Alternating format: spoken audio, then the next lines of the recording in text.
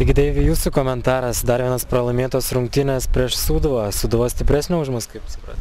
Tai aišku stipresnė, jeigu jie įmuša įvarčius, o mes nesugebėjom įmušti įvarčių, tai jie stipresnė.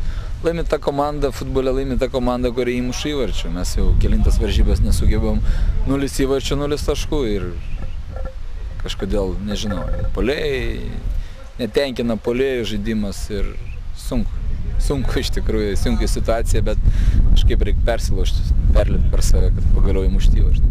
Tikėkimės bus trečiadienį. Ką sakysite savo auklėtiniams, visgi trečios varžybos su ta pačia komanda iš eilės? Tai gal čia tik tai mūsų pliusas bus, kad trečios varžybos jau gal jie šiek tiek atsipalaiduos, gal mes įmušim įvartį, nežinau. Na kągi, su pergalė treneri pirmiausia ir laimėjote dar kartą prieš Šiaulius ir gana įtikinama persvara 2-0. Ar jūs esate stipresni ar Šiauliai silpnesni už jūs? Aš nepasakyčiau, kad Šiauliai yra kažkokia tai silpna komanda. Tai yra gera komanda, paprasčiausiai galbūt sportinė sėkmė lydėjo mus šiandieną ir tiek.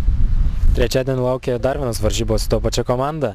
3 kartus laimėti prieš vieną komandą iš eilės yra labai sudėtinga. Ką darysite? Kaip keisite taktą? Jūs beveik atsakėte į klausimą, tai mes kažkaip keisim, mes kažką galvosim ir kažką darysim. Iš tiesų, 3 kartus per 10 dienų su ta pačia komanda, tai nelengva tiek mums, tiek ir Šiauliams.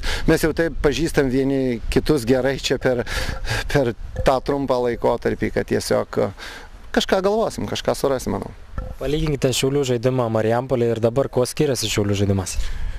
Namuose visuomet komanda žaidžia geriau, kiekviena komanda žaidžia geriau ir matėm, šiandieną turėjo Šiauliai ir momentų, ir gana pavojingų momentų.